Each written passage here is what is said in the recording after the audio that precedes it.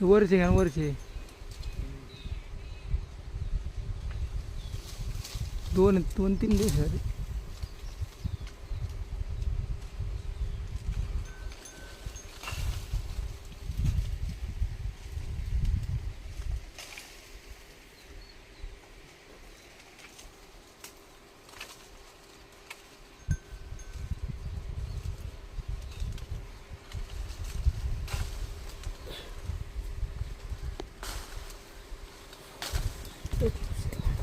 एक पलट असतो टाकावं लागतं.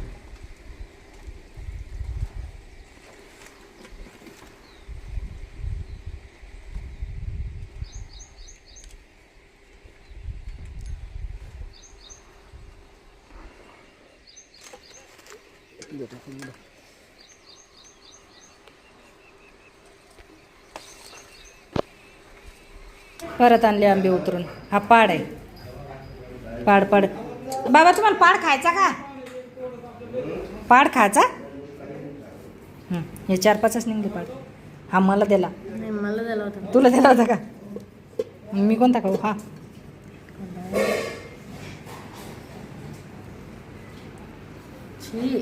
यावर्षी आंबे छोटे छोटे खाऊन निघून राहिले का ना?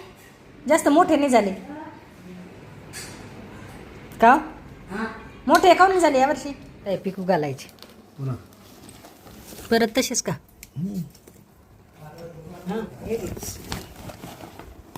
पोत्यावर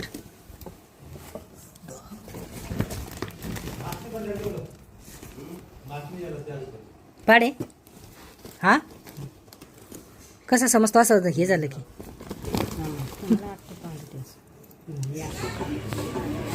मिरण का नाही नेसली मग? कुठे हो ही आहे कुठं ती?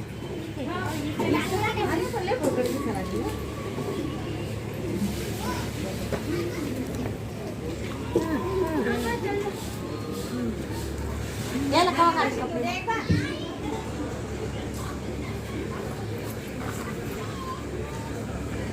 आणल्या खरंच कालच्या साड्या चालू आहे ना. आम्ही नाही आम्ही 1100 आणल्या या साड्या.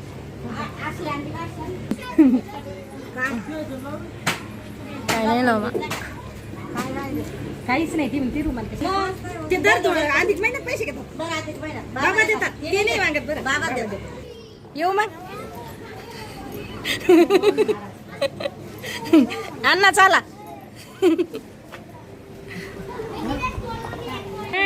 घे ग रस्त्यात पहिल्यांदा केवढ्यान पडली.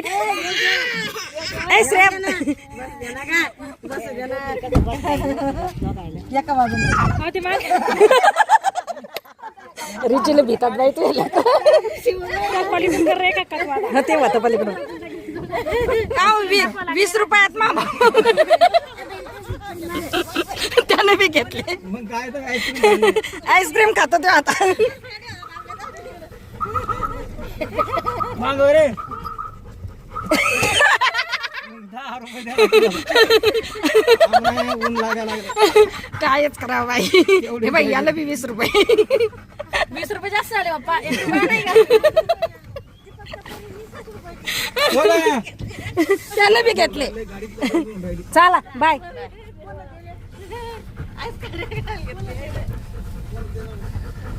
मिरान सोडलं. जा आता घरात. काही नाही जा घरात.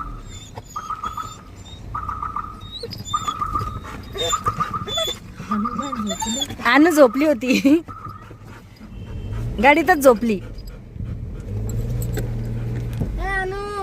अनु बाय तर कर.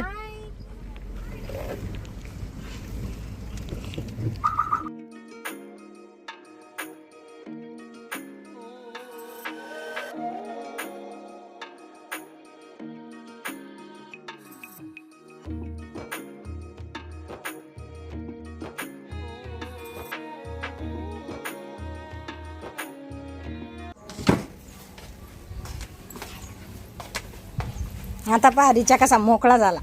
तिथे अडवून पडला होता. चल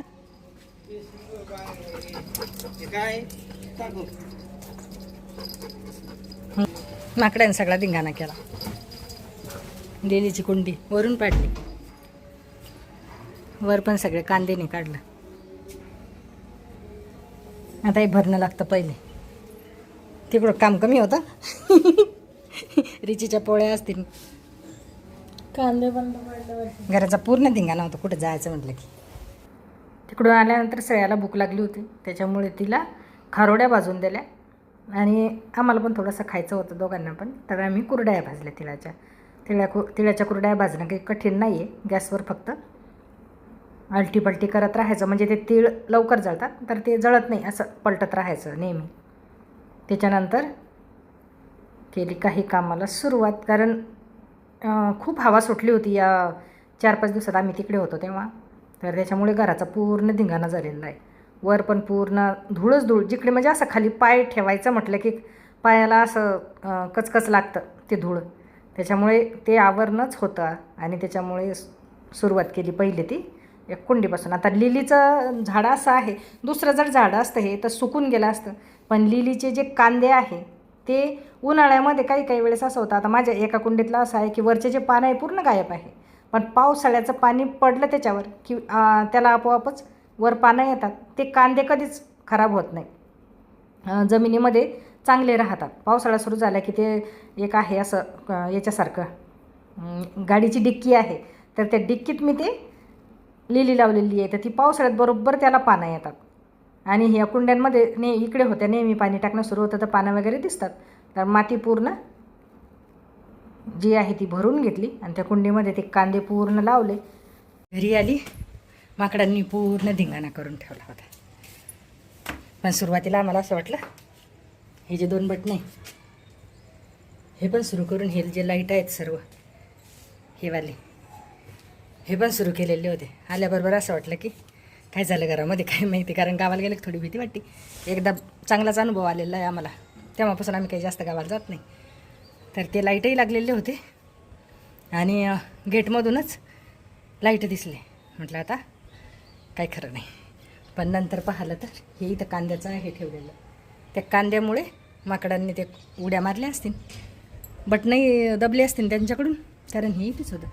चक्कीवर बसले असतील किंवा असं काय कसं ते काय माहिती, पण बटणंही दबले होते त्यांच्याकडून. आणि कांद्याचं इथलं हे बकेटीन हे पण पूर्ण धिंगाणा करून ठेवला. हे पूर्ण इथे नव्हतं, हे इकडे होतं ठेवलेलं. हे पाडलं पूर्ण. एक कुंडी पण खाली पाडली होती ती आवरली. आता हे वरचं एवढं झाडून काढते. बाकी त्या दिवशी सर्व आवरलं. माकडांनी परत धिंगाणा केला. गावावरून आले आणि परत कामाला सुरुवात झाली. पण माकडांनी केलं ते काही नाही वाटलं. दुसरं काही असतं तर आणखीन टेन्शन असतं डोक्याला. आणि तसंही आम्ही एकदा अनुभव आलेला आहे आम्हाला चांगलाच, त्याच्यामुळे घरामध्ये आम्ही काहीच ठेवत नाही. आणि शेजारी आहे, शेजारी असतात, यांच्या पण चक्रा सुरू असतात. हे पण म्हणजे इकडेच जास्त असतात आम्ही गावाला असलो तरी. आणि शेजारी पण खूप म्हणजे त्यांच्याही चक्रा चालूच असतात. तर त्याच्यामुळे एवढं असं वाटत नाही आता. पण सुरुवातीला आलो होतो तेव्हा असे एवढे शेजारी नव्हते. तर तेव्हा एकदा चांगलाच अनुभव आला होता. आणि आता लाईट पाहिल्याबरोबर थोडा वेळ तर असं झालं की आता पण माकडांनी केलं.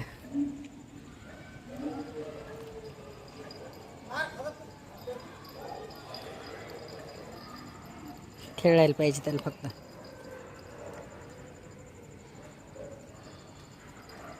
आपोआप घरात येतो, गेटच्या जवळ येऊन उभा राहतो.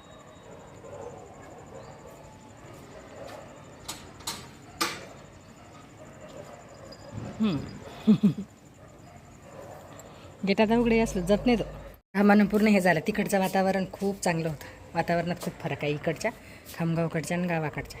तिकडे काही असं वातावरण नव्हतं. घाम कधी आलाच नाही. 7-8 दिवस होते. 7-8 दिवस नाही, उद्या 8 दिवस होतील. सोमवारी गेली होती. तर तिकडे म्हणजे वातावरण खूप वेगळं आहे आणि इकडे उष्णता खूप आहे. थोडं काम केलं तरी घाम येतो. आणि आता दिवस माळवला. चला आवरलं हे वरचं सगळं. त्याच्यानंतर खऱ्या कामाला सुरुवात केली ती दुसऱ्या दिवशी. कारण रात्री आल्यानंतर जास्त काम नाही झालं. कुंडी वगैरे तेच जेवढं करायचं तेवढंच झालं, बाकी तसंच राहिलेलं. हा कपडा पूर्ण लावलेला होता तर तो अर्धा करून घेतला, कारण आता हवाही खूप सुटली आणि हवा पण लागली पाहिजे इकडे, त्याच्यासाठी त्याच्यानंतर खाली पूर्ण हे पूर्ण धूळ होती घरामध्ये. माठावरची जी ठेवलेलं झाकण होतं ते तुमच्या ते पाहून लक्षात आलं असेल की किती धूळ असेल तर. आणि माठाला या पद्धतीचा ड्रेस घातलेला आहे, त्याच्यामुळे माठातलं पाणी असं फ्रीजसारखंच थंडगार राहतं. दुपारच्या वेळेत जर ऊन जर असलं थोडं गरम पाणी असलं तर कधी एखाद्या वेळेस फ्रीजमधलं पिलं जातं आता, पण शक्यतोवर सकाळी संध्याकाळी चांगलं थंड राहतं माठातलं पाणी. आणि इकडे उष्णता खूप आहे, त्याच्यामुळे माठातलं पाणी थंडगार राहील असं तर सांगणं शक्यच नाही. पण सकाळी उठल्याबरोबर रात्री भरून ठेवला माठ की सकाळी उठल्याबरोबर छान पाणी राहतं ते आपलं. असा या पद्धतीने ड्रेस घालून ठेवला त्याला.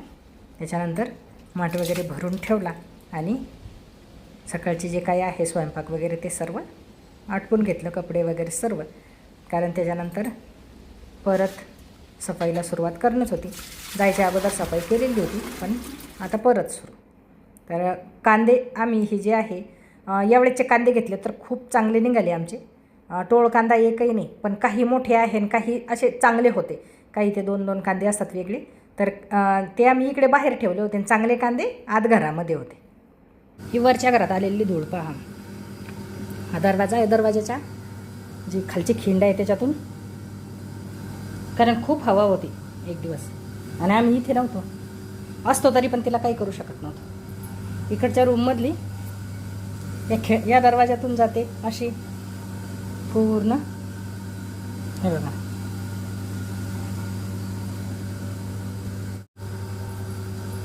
आता हे कांदे आहे आतमध्ये ठेवलेले, हे चांगले आहे. आणि आता आम्ही घरीच आहे, त्याच्यामुळे हे कांदे सर्व त्या जे आहे लोखंडाचं त्याच्यामध्ये टाकणार आणि ते कांदे एखादा पेपर वगैरे टाकून वरून ते पण टाकणार. म्हणजे दोन्ही पण चांगलेच आहे, पण थोडासा फरक होता. आणि त्याच्यानंतर पूर्ण सफाई केली. आंबे आणलेले होते, काही जास्त नाही आणले. मागच्या वर्षी आंबे आणले तरी इथं आल्यानंतर ते खूप खराब झाले होते, त्याच्यामुळे यावर्षी म्हटलं जास्त नको. तिथे आता भरपूर खाल्ले, खूप म्हणजे खूप आंबा आलेला होता, तर त्याच्यामुळे भरपूर असे खाल्ले तिथे. आणि त्याच्यानंतर थोडेसेच आणले, तर ते पिकवायच्यासाठी पोतं घेतलं एक आणि पोत्यावर ते आंबे असे टाकले. पिकतात, अगदी 2-3 दिवसामध्येच पिकून जातात, ते जास्त वेळ नाही लागत. भाजी करणार होते मी पालक पनीरची. म्हटलं चला खूप दिवस झाले रेसिपी काही आपण व्हिडिओ रेसिपीचा आलाच नाही, तर तूप घेतलं, तुपावर पनीर चांगलं भाजून घेतलं. जास्त नाही भाजायचं, जास्त भाजलं की मला ते आवडत नाही. बरेच जण म्हणजे खूप तळूनच घेतात, पण मला ते नाही आवडत. तर कधी कधी तर मी न भाजताच टाकत असते, पण म्हटलं चला तुपामध्ये थोडंसं भाजून घेऊ याला. हे असंही चांगलं लागतं आणि मला जास्त करून ते कच्चंच आवडतं, म्हणजे आणलं की लगेच भाजीमध्ये. तर त्या तुपामध्येच थोडंसं तेल टाकलं आणि फोडणीसाठी तमालपत्र, त्याच्यानंतर मोठी विलायची, कर्णफूल आणि दालचिनी ते टाकलं. ते होऊ द्यायचं. त्याच्यानंतर ही आहे एक मोठा कांदा आहे, एक टमाटा आहे आणि 5-6 काजू चांगले भाजून घेतले. ते कांदा टमाटा पण भाजून घेतलं आणि कोथिंबीर पण टाकली होती, त्याची पेस्ट केली होती मी मिक्सरमध्ये. ती चांगली परतून घ्यायची त्या तुपावर, कारण खाली लागण्याची शक्यता असते. याच्यामध्ये काजू आहे आणि काजू तेव्हाच खाली लागतो, त्याच्यामुळे ते परततच राहायचं. लाल मिरची पावडर, हळद आणि गरम मसाला घरीच केलेला आहे, त्याच्यामुळे घरी केलेल्या मसाल्याची केव्हाही चव बाहेरच्यापेक्षा चांगलीच असते. तो टाकला, त्याच्यानंतर मिक्स केलं आणि थोडंसं पाणी टाकायचं, नाही तर ते काजू आहे त्याच्यामुळे पटकन खाली लागायची शक्यता असते. थोडंसं पाणी टाकलं. आता हे चांगलं कमी गॅसवर चांगला होऊ द्यायचा हा मसाला, अगदी तेल सुटेपर्यंत. त्याच्यानंतरच त्याच्यामध्ये ही पालक चांगली उकडून घेतली, त्याच्यानंतर मिक्सरमध्ये त्याची पेस्ट तयार केली आणि ती टाकली. आता पाणी टाकायचं. हॉटेलसारखी जी ग्रेव्ही असते घट्ट तशी पण ठेवू शकता किंवा थोडीशी पातळ केली तरीही चालते, चवीला चांगली लागते. घरची हॉटेलपेक्षा घरची भाजी केव्हाही चांगलीच लागते. त्याच्यानंतर त्याच्यामध्ये पनीर टाकायचे, एक उकळी आली की भाजी तयार. तर या पद्धतीने हा व्हिडिओ कंप्लीट झाला. कसा वाटला कमेंटमध्ये नक्की सांगा. नवीन असाल तर चॅनलला सबस्क्राईब करा आणि शक्य होईल तर कमेंटसुद्धा करा. कमेंट अजिबातच करत नाही कोणी.